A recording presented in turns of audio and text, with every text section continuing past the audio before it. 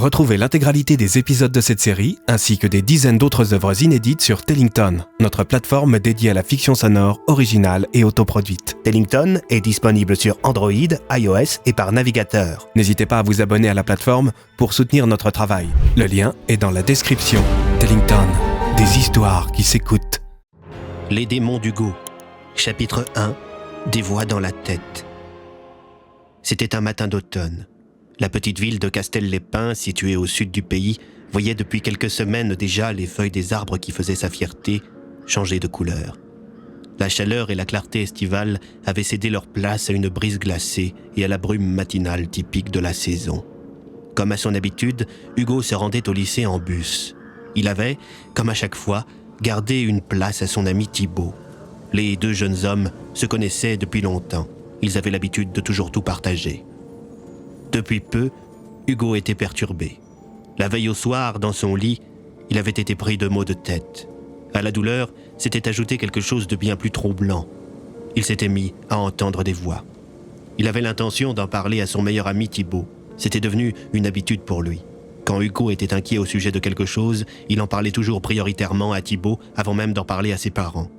Il faut dire que ces derniers avaient d'autres chats à fouetter. La mère d'Hugo travaillait dans le commerce international et son père, quant à lui, était cadre supérieur dans une grande entreprise de la ville. Hugo ne le voyait que le matin avant de se rendre à l'arrêt de bus et tard le soir avant d'aller se coucher. L'autocar scolaire venait de marquer l'arrêt de Thibaut. Ce dernier pénétra dans le véhicule en compagnie d'autres élèves. Hugo fit un signe à son ami qui le rejoignait. « Salut mec, ça va ?»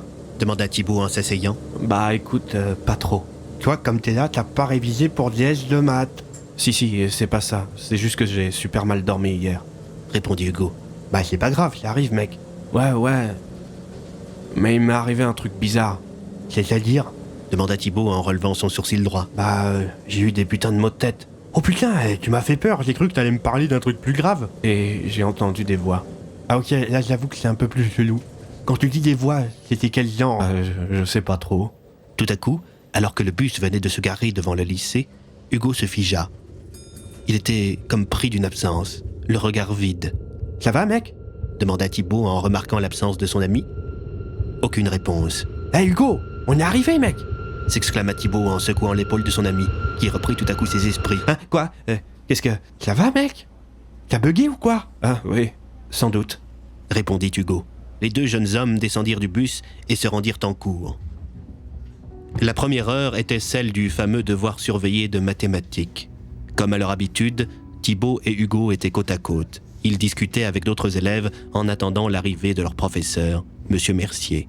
Lorsque ce dernier pénétra la salle de classe, il lâcha la fameuse phrase redoutée de bien des élèves. « Bonjour à tous, sortez une copie double, impartable, vous rangez vos trousses, je veux voir juste vos stylos et les calculettes. » Les élèves s'exécutèrent tous, à l'exception de Hugo, qui, comme tantôt dans le bus, resta figé sur place. « Hugo, tu vas bien ?» demanda le professeur à son élève. Aucune réponse. L'enseignant haussa le ton. « Hugo !»« Hein, quoi, qu'est-ce que... » demanda le jeune homme en reprenant ses esprits tandis que la classe éclatait de rire. « Viens t'asseoir au premier rang, tu veux ?»« Oui, monsieur. » répondit Hugo en prenant ses affaires. Une fois tout le monde correctement installé, le professeur regarda sa montre et indiqua aux élèves qu'ils avaient 1 heure pour réaliser le devoir. Les 30 premières minutes se passèrent à merveille pour Hugo.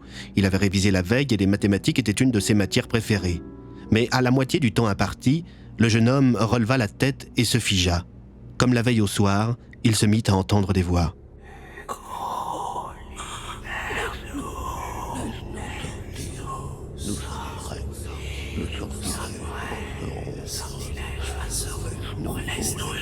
Laisse-nous sortir. Nous n'avons marre d'être enfermés. Laisse-nous sortir. Assez !»« Est-ce que tout va bien, Hugo ?» demanda M. Mercier. Quoi Oui, pardon. Le professeur regarda sa montre. « Il ne vous reste que 3 minutes. » En entendant ces mots, Hugo réalisa qu'il avait eu une nouvelle absence. Il n'avait fini qu'à moitié son contrôle. Il s'était arrêté au milieu de l'exercice. Comme ça, d'un coup. Bien qu'il avait eu conscience d'entendre des voix, pour lui cela n'avait duré que quelques secondes, pas une demi-heure. Lorsque le temps imparti fut écoulé, le professeur Mercier ramassa les copies. Lorsqu'il récupéra celle d'Hugo, il remarqua que le devoir n'était fait qu'à moitié. Un comportement inhabituel de la part de ce jeune homme si doué en mathématiques. Hugo, tu veux bien rester dans la salle, tu veux? Les autres, vous pouvez aller en pause. Tous les élèves quittèrent la salle de cours, à l'exception d'Hugo. Thibaut, quant à lui, était resté à la porte pour attendre son ami. Hugo se rendit devant le bureau du professeur. « Vous vouliez me voir, monsieur ?» demanda le jeune homme. « Oui, tu es sûr que tu vas bien, Hugo? J'ai trouvé plutôt étrange que tu te mettes à crier en pleine classe et j'ai remarqué que tu n'avais fait que la moitié de ton devoir. Si tu as un souci, tu peux m'en parler, hein, tu sais ?» déclara monsieur Mercier. Non, non, tout va bien, monsieur. C'est juste que je suis très fatigué ces derniers temps. Du coup, mon esprit vagabonde un peu. Répondit Hugo. Dans ce cas, essaie de te coucher plus tôt ce soir. Si tu accumules trop de fatigue, ça va empirer, hein. Oui, très bien, monsieur. Je peux y aller? Ouais, vas-y. Sur ces paroles, Hugo quitta la pièce et alla rejoindre Thibaut. Ça va, mec? Je sais pas trop. Au beau milieu des cours, je me suis mis à entendre des Hugo n'eut pas le temps de finir sa phrase. Il se mit à bégayer. Sa vision se troubla. Il perdit l'équilibre et s'effondra par terre. Plusieurs élèves se retournèrent. Mathieu, un surveillant qui passait par là, se précipita auprès du jeune homme, inconscient. « Hugo, ça va Hugo ?» demanda le surveillant en donnant des petites claques à l'élève qui se trouvait au sol. Pas de réaction. Hugo, libère-nous, libère. Le moment est proche. Je retourne. Il nous passe. Hugo, le contrôle. L'homme à l'étrange porte ne peut plus rien pour toi. L'homme à l'étrange porte ne peut plus rien pour toi. Et maintenant, réveille-toi. Tout à coup, Hugo reprit ses esprits. Il n'était plus au lycée, mais dans une chambre d'hôpital. À son chevet se trouvait son père. Il avait quitté le travail afin de pouvoir venir auprès de son fils. « Ça va, mon grand ?» demanda le père d'Hugo tandis que ce dernier ouvrait lentement les yeux. « Papa? Où je suis? Tu es à l'hôpital. Qu'est-ce qui s'est passé? Tu as fait un malaise. » répondit le père à son fils tandis qu'on frappait à la porte. « Entrez ?» s'exclama Hugo d'une voix faible. C'était Thibaut qui venait rendre visite à son ami. « Putain mec, tu nous as foutu une de ces trouilles. Tout le bahut a flippé. » T'inquiète, Thib, je vais bien. Le père du jeune homme se leva. Bon, je vais me chercher un café, je reviens. Thibaut s'approcha d'Hugo. « Mec, c'est peut-être grave, faut que tu dises à ton père et au Toubib ce que tu m'as dit ce matin. » Tu penses? Bah ouais Hugo, t'es tombé dans les pommes là, t'es à l'hosto, c'est chaud. Je veux pas que tu joues avec ta santé mec. Ouais, t'as peut-être raison. Le père d'Hugo fit son retour dans la chambre. Il était en compagnie d'un médecin. « Alors, jeune homme, bien réveillé ?» demanda le docteur. Oui, ça va. Je suis le docteur Vincent, hein, c'est moi qui m'occupe de toi. D'accord. Le médecin dégaina un stylo et s'empara de la pochette de documents qui était accrochée au lit du jeune patient. Bon, écoute, hein, on t'a fait passer un scanner pendant que tu étais inconscient. On n'a rien relevé d'anormal. Tu as remarqué un changement dans ton état de santé dans les heures qui ont précédé ton malaise, genre hypoglycémie, maux de tête ou autre? À vrai dire, depuis hier soir, j'ai pas mal de maux de tête. D'accord. Répondit le médecin en griffonnant sur ses documents. Et par moments, Oui? j'entends des voix. Ah oui, d'accord. S'exclama le médecin en relevant la tête. Alors, autant les maux de tête, ça peut être bénin, mais autant ça, j'ai des doutes, hein.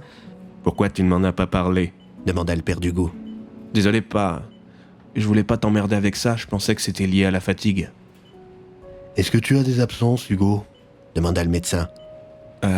Par moments, ouais. Ça m'a pris au milieu du DS de maths ce matin. D'accord, d'accord. Le médecin se tourna vers le père d'Hugo. Des antécédents psychiatriques dans la famille, comme par exemple de la schizophrénie? Le visage du père d'Hugo se décomposa. Oui, mon père était schizophrène. Vous pensez que mon fils... Quoi? Papy était schizophrène? Demanda Hugo. On en parlera plus tard, fiston, si tu veux bien. Le docteur reprit. Bon alors le diagnostic n'est pas sûr à 100%, mais étant donné qu'il y a des antécédents familiaux, il faut envisager l'éventualité d'une schizophrénie qui se serait déclarée tardivement. Je vais transmettre toutes les infos au service neurochirurgie pour envisager de quand même refaire des examens. Et puis le cas échéant, il faudra envoyer Hugo en service psychiatrie pour valider ou non l'hypothèse d'une schizophrénie. Donc je pense qu'on va le garder encore environ 48 heures. D'accord, merci docteur. Répondit le père d'Hugo, le visage défait tandis que le médecin quittait la pièce. Vous voulez que je vous laisse? demanda Thibaut, quelque peu gêné par la situation. Non mec, je préfère que tu restes. Ça roule. Papa, pourquoi tu m'as jamais dit que papy était schizophrène? C'est pour ça que j'avais plus le droit de le voir? Bon, écoute, ton grand-père entendait aussi des voix. Il était persuadé de discuter régulièrement avec un homme du passé qui peut se téléporter à l'aide d'un bureau magique ou je sais plus quoi. Au début, ces conneries, c'était marrant. Mais un jour, quand tu étais petit, il y a eu un accident. Bien qu'en étant sous traitement, ton grand-père a eu une crise alors qu'il te gardait. Ta mère et moi, on était partis se balader en amoureux. Ton grand-père t'avait enfermé dans la machine à laver. Heureusement, avec ta mère, on est arrivé à temps avant qu'il ne la mette en route. Depuis ce jour, on n'a plus voulu que tu le vois. Du coup, je vais peut-être devenir comme lui. Dit Hugo en soupirant. Mais non, mec, rien n'est encore sûr. Attends de voir ce qu'en pensent les médecins. Déclara Thibaut. Le jeune homme regarda sa montre. Oh putain, j'ai raté le bus! Merde! Tu veux que je te ramène? Demanda le père d'Hugo au meilleur habit de son fils. Je vais pas tarder à rentrer. Vous partez déjà? Demanda Hugo. Bah ouais, moi je vais au bahut demain, mec. S'exclama Thibaut. Je passerai te voir après les cours. Moi pareil après le boulot. Répondit le père d'Hugo. Bonne nuit mon grand. Après le départ des deux visiteurs, Hugo, pris d'une grosse fatigue, finit par s'endormir. Mais son sommeil fut fortement perturbé par un cauchemar. Un cauchemar dans lequel ces voix qu'il entendait étaient présentes. Hugo avançait dans le noir. Il était seul. Et ces voix, ces foutues voix lui parlaient. Libère-nous, Hugo. Laisse-nous sortir. Il est temps. Laisse-nous. Ferme l'étrange porte, elle ne peut plus rien pour toi. Tout à coup, une autre voix. Cette fois-ci, une bien plus familière. Qu'est-ce que tu fous? Arrête, t'es malade! Arrête, Hugo! Stop, Hugo! Qu'est-ce que tu fais là? Hugo fut réveillé au beau milieu de son cauchemar par le personnel hospitalier. On venait d'amener dans sa chambre un vieux monsieur. Une des infirmières s'excusa d'avoir perturbé le sommeil du jeune homme. « Bonsoir Hugo. Désolé de t'avoir réveillé. On vient placer ce monsieur en chambre. Il doit être opéré demain. » Y a pas de mal. Répondit le jeune homme, encore un peu dans les vapes. « Bonsoir, gamin. » Déclara le vieux monsieur. Bonsoir, monsieur. « Qu'est-ce que tu fais là, petit gars? » Demanda le vieillard, tandis que l'infirmière branchait les instruments de mesure avant de quitter la pièce. Je suis tombé dans les pommes. Ils me gardent en observation. Et vous? Oh ben j'ai un caillou de sang dans la tête. On doit me l'enlever demain matin à la première heure. Ah, je vois. Ça vous fait mal? Non, pas spécialement, mais il faut l'enlever, hein, c'est tout. En fait, comment vous vous appelez? Gérard. Et toi, gamin? Moi, c'est Hugo. Enchanté, Hugo. Et bonne nuit, du coup. Les deux occupants de la chambre s'endormirent. Mais sur les coups de 3 heures du matin, Hugo fut de nouveau réveillé, cette fois-ci par le vieux Gérard qui semblait parler en dormant. Hugo se releva lentement dans son lit et remarqua que Gérard ne dormait pas. Il était bien réveillé. Il parlait avec quelqu'un, ou plutôt avec quelque chose. Quelque chose qui dégageait une lumière bleue. Cette chose ressemblait étrangement à Hugo lui-même. Elle était d'ailleurs reliée à son ventre par une sorte de fil lumineux. Hugo se demanda s'il ne rêvait pas, alors il se pinça. Tout à coup, son double de lumière se retourna et se mit à parler. « Bonsoir Hugo, enfin je te vois sous un autre angle. » Sur ces mots, l'étrange spectre sourit. Il avait des dents extrêmement pointues et un regard glaçant. Il ne clignait pas des yeux. « Il y a 2 Hugo ?» demanda Gérard, à moitié dans les vapes. « Il y en a un peu plus. » répondit l'étrange créature, en se retournant vers Gérard. Hugo fut tout à coup pris d'une sensation étrange, comme si quelque chose de terrible allait se passer. Son double de lumière toucha de son index le front de Gérard, qui ferma les yeux. « Qu'est-ce que vous êtes ?» demanda Hugo au spectre qui le regardait désormais droit dans les yeux. Pourquoi je n'ai pas peur? Je suis une partie de toi. C'est pour ça que tu n'as pas peur. Même si je pense que tu devrais.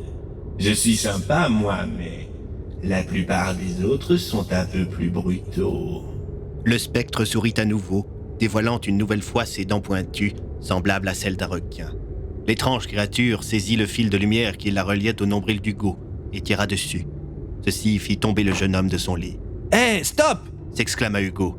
Il tira à son tour sur le fil, ce qui rapprocha considérablement de lui son double de lumière. Ce dernier s'avança lentement vers le jeune homme. Lorsqu'il fut à quelques centimètres du visage d'Hugo, il lui donna un coup de tête. Le jeune homme s'évanouit.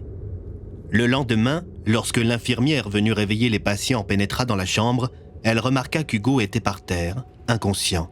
Elle fit venir le médecin de garde. « Ah bon sang de bois, aidez-moi à le relever !» s'exclama le médecin. Mais qu'est-ce qui lui est arrivé à Hugo? Demanda Gérard en se réveillant. J'allais vous poser la question, vous n'avez rien vu, monsieur Bichon? Demanda le médecin en examinant le jeune homme.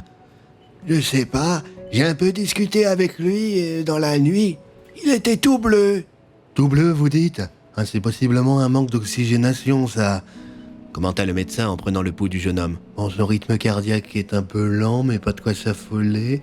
Respiration normale. Tout à coup, sursautant, Hugo reprit ses esprits. « Ah, qu'est-ce qui s'est passé ?» C'est ce que je me demandais. Répondit le médecin en examinant les pupilles du jeune homme. Hugo eut un flash de ce qui s'était passé la veille. Je me souviens qu'hier soir, j'ai eu une sorte d'hallucination. Et après, j'ai reçu un coup de boule et... boum, plus rien. Encore des voix ou plus? Demanda le médecin en prenant de quoi noter. J'avais l'impression de discuter avec quelqu'un qui était physiquement là. Ok, bon, je vais pas prendre de risques, je vais te faire passer immédiatement un IRM. Quant à vous, monsieur Bichon, on va devoir vous raser le crâne pour l'opération. Les infirmières vont vous aider, hein. Gérard fit la moue. Eh ben, déjà que j'ai pas beaucoup de cheveux, voilà qu'on m'en prive. Le médecin, l'infirmière et Hugo rigolèrent un coup, après quoi le jeune homme fut rapidement emmené en radiologie.